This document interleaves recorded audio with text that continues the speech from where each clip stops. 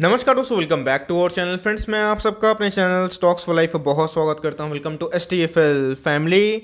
DFL numbers बात की जाए, एफएल को लेके बहुत बड़ी ब्रेकिंग न्यूज़ हमें देखने को मिल रही है। जी हां दोस्तों, इसके पहले मैंने रेगुलरली एफएल को लेके वीडियो बनाया है, बताया भी है कि इस स्टॉक में एकदम बाई करके चलें, पैनिक की आवश्यकता नहीं है। कंपनी फंडामेंटली बहुत ही शानदार है क्योंकि इसमें ग्रोथ काफ़ी है। लेकिन दोस्तों, इसी के बीच में मैंने आपको एक और न्यूज़ कवर की थी, बताया था कि कैसे नोमुरा ने डाउनग्रेड करके बाइंग से इनको स्टेबल रेटिंग दे दी है। लेकिन दोस्तों, उसके साथ साथ आपको मैंने यही बताया था कि फ़ोनपे ने एक लीगल बैटल छेड़ दी है इंडस ओएस स्टे को लेकर। तो जी हाँ दोस्तों, अभी की बात की जाए तो एफएल ने क्लेम किया है विक्ट्री अगेंस्ट दैट। और दोस्तों, ये बहुत बड़ी खबर है क्योंकि सिंगापुर आर्बिट्रेशन कोर्ट में कभी भी कोई कोर्ट केस होता है तो उसमें जिसकी विक्ट्री होती है, ये समझा जाता है कि कंपनी बहुत ही मजबूत है, कॉर्पोरेट गवर्नेंस का अच्छा मजबूत इशू देखने को मिलता है। तो जी हाँ दोस्तों, इसी के बीच में एफएल और फ़ोनपे को लेकर क्या लफड़ा था, क्या मामला था और इसका स्टॉक में क्या इम्पैक्ट पड़ेगा, पॉजिटिव, नेगेटिव, न्यूट्रल। तो जी हाँ दोस्तों, बहुत बड़ी खबर हमें देखने को मिलेगी और इसके वजह से एफएल के शेयर प्राइस में ज़रूर हलचल देखने की उम्मीद है। तो जी हाँ, न्यूज़ क्या है सब कुछ कवर करूँगा और कर दूंगा पूरा crystal clear. Channel first time होंगे सब्सक्राइब कर सकते हैं इस तरह क्वालिटी कंटेंट को सबसे पहले एक्सेस करने के लिए। Now without delaying any for time, let's begin. इस बात की जाए, ये जो पूरा मामला था एफएल और फ़ोनपे का, क्या स्टार्ट हुआ था मैं बता दूं दोस्तों। आपको बताया हम कि एक इंडस ओएस स्टेक का लॉ सूट को लेकर ये पूरा मामला स्टार्ट हुआ था। दोस्तों, मैं आपको संक्षिप्त बता दूं, एफएल जो कि लार्जेस्ट स्टेक ओन करती है इंडस ओएस स्टेक में, याद रखिएगा इंडस ओएस में दोस्तों ये 25% का स्टेक लेकर रखती है। और फ़ोनपे चाहता है कि इंडस ओएस को एक्वायर करें और उनका जो 92% जो हिस्सा है वो खरीद ले। लेकिन दोस्तों, एफएल की बात की जाए तो इंडस ओवर्स में 25% का वो प्रोमोटर होल्डिंग रखती है। लेकिन उसके साथ साथ प्रॉब्लम इधर पे ये स्टार्ट हुआ कि फ़ोनपे का अकॉर्डिंग दोस्तों ये जो इंडस ओएस स्टेक का जो वैल्यूएशन है वो $60 मिलियन होना चाहिए। लेकिन एफएल के अकॉर्डिंग ये 60 से नहीं दोस्तों बल्कि $90 मिलियन होना चाहिए। और इसी को लेकर विवाद हुआ था, जहाँ पे दोस्तों फ़ोनपे चाहती है कि इंडस ओएस का पूरा 90% से ऊपर स्टेक एक्वायर कर ले। लेकिन एफएल उसके एग्जिस्टिंग शेयर होल्डर हैं जो 25% के आसपास स्टेक को लेकर रखता है। लेकिन साथ ही साथ इधर पे वैल्यूएशन को लेकर कंसर्न हुआ था और सीधा दोस्तों एफएल ने क्लेम कर दिया था कि भाई ये रॉन्ग है। और इसको लेके फ़ोनपे ने क्या किया था, सिंगापुर जो कोर्ट है दोस्तों उधर पे चले गए थे और ये जो बैटल है स्टार्ट हो चुका था मई के महीना से। लेकिन इसी के बीच में एक इंटरिम रिलीफ आ रहा है जो कि अभी एफएल के पक्ष में देखने को मिल रहा है। जैसे मैंने आपको बताया, ये पूरा जो केस है ये कब स्टार्ट होता है, जब जो एक बहुत ही अच्छी फर्म है डिटेल एडवर्टाइजमेंट की, नाम क्या है, एफएल इंडिया क्लेम्स, अभी की बात की जाए तो बता रहे हैं कि उनका जो इनिशियल लीगल बैटल है वो जीत चुके हैं। और जो फाइल्ड हुआ था case against Walmart on PhonePe in Singapore court, उसका दोस्तों जो इनिशियल हियरिंग है उनमें दोस्तों ये आगे निकलते हुए दिखाई पड़ रहे हैं। मैंने बताया कि कैसे फ़ोनपे ने बिड डाला था कि 92% जो स्टेक है उसको एक्वायर करेंगे और ये पूरे डील कितने में होगी, $60 मिलियन में। लेकिन एफएल ने उधर पे अपनी नाराज़गी जताई और बताया कि ये जो डील है अनऑथेंटिक है और इसकी जो वैल्यूएशन है कम से कम दोस्तों $90 मिलियन होनी ही चाहिए।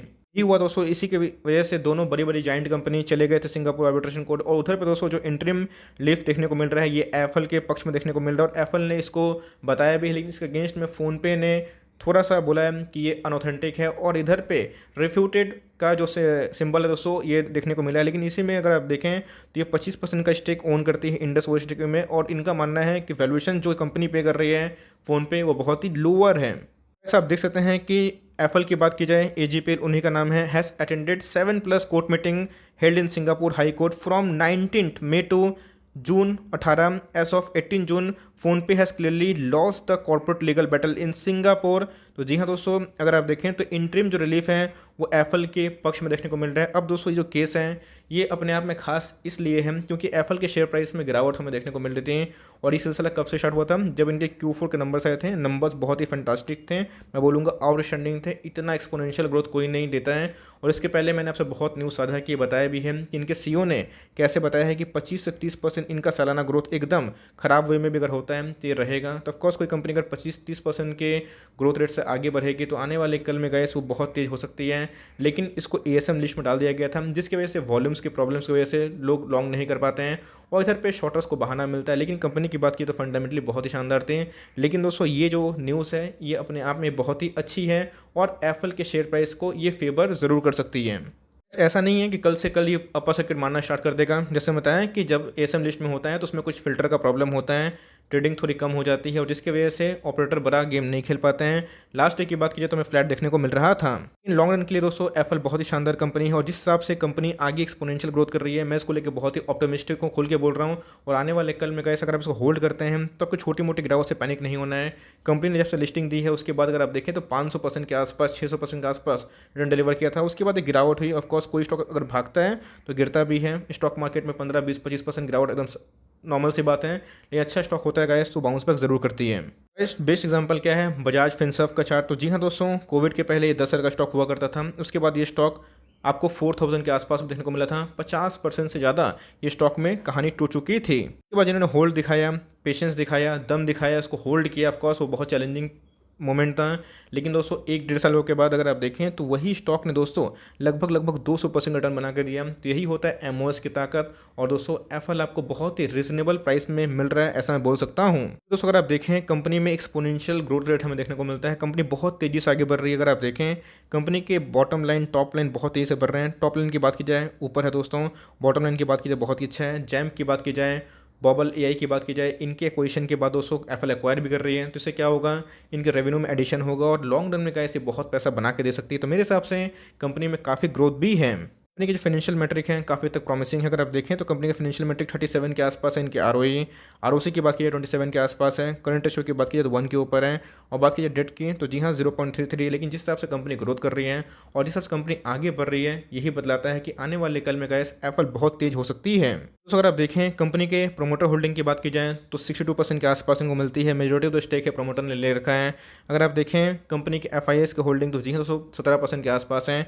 और एफआईएस ने अपने स्टेक को सबसे ज़्यादा कर लिया। तो जहाँ पे एफआईएस अपने स्टेक को बढ़ाते जा रहे हैं तो गाइस लोग पैनिक हो रहे हैं। तो ऐसे पैनिक मत होइए। मैंने आपको दिखाया बजाज फिनसर्व का चार्ट कैसे स्टॉक गिरा था, लेकिन वो नॉशनल लॉस था। लेकिन जिन्होंने होल्ड किया, बाई किया, कंपनी बहुत ही प्रॉमिसिंग है, लॉन्ग रन में जरूर पैसा बनाएगी। और एफएल 200 कल भी अच्छा मल्टीबैगर रहेगा, क्योंकि आने वाले कल में ग्रोथ जहाँ पे होती है तो उधर पे पैसा बढ़ता है, दाम बढ़ता है। और जी हाँ दोस्तों, आने वाले कल में एफएल 10 क्या 15,000 का भी स्टॉक होगा, इस बात को ध्यान रखिएगा। तो अब देखें दोस्तों तो कंपनी के जो प्रोमोटर होल्डिंग है, एफआईएस होल्डिंग है, काफ़ी डिसेंट है और इसमें भी कोई डेंट नहीं है।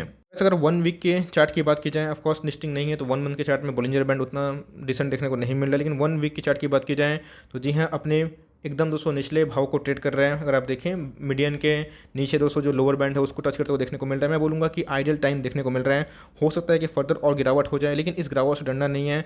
बहुत लोग बोल रहे हैं कि जब 4,000 आएगा तो ही वेट करेंगे। भाई 4,000 के चक्कर में बहुत लोगों ने बजाज फिनसर्व में रैली मिस की, इस बात को ध्यान लगा सकते हैं। ऐसा नहीं है गिरावट नहीं हो सकती, ऑफकोर्स गिरावट हो सकती है और हो सकता है कि 4,000 क्या उससे भी नीचे चला जाए। लेकिन दोस्तों जो अप्रोच है बाइंग करने की वो हमें करते रहनी चाहिए, बिकॉज एफएल कोई गैर गुजरी कंपनी नहीं है, बहुत ही फंडामेंटल अच्छी कंपनी है। अगर आप देखें टेक्निकली ओवरसोल्ड हो चुका है 1 डे के चार्ट पर। तो मेरे हिसाब से अगर फ्रेश बाइंग नहीं किए हुए हैं तो 4,000 का वेट अगर आप 10 स्टॉक खरीदने के लिए कर रहे हैं तो कम से कम 1-2 स्टॉक दोस्तों सीएमपी में खरीद लें। क्या पता कभी भी रिवर्सल हो सकता है। तो अगर आप उतने एक्टिव रहते हैं स्टॉक मार्केट में, आप अपना कॉल ले सकते हैं। लेकिन लिए हुए हैं तो लॉस में बेचने का तो सवाल है नहीं। उल्टा मैं बोलूँगा कि अगर 5,000 पे लिए हुए हैं, 5,200 पे लिए हुए हैं तो चाहे तो सीएमपी में एवरेज कर सकते हैं। और पैसे कम हैं तो थोड़ा सा और फर्दर गिरावट का भी हो तो उधर पे एवरेज करने के लिए पैसे रख सकते हैं।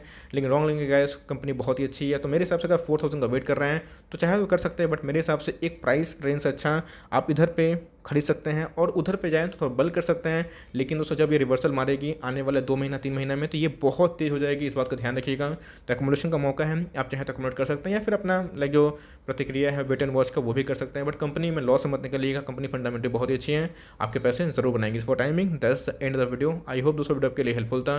कंटेंट से लगे तो लाइक कर दीजिएगा, चैनल फर्स्ट टाइम होंगे तो याद से सब्सक्राइब करना भूलिएगा। फर्दर कोई डाउट उसको ड्रॉप कर सकते हैं और कुछ और रिव्यू चाहिए उसका नाम भी ड्रॉप करना भूलिएगा। I would love to make a video on your demand guys. मिलते हैं जल्दी, तब तक के लिए bye. Thanks for listening friends, God bless you all.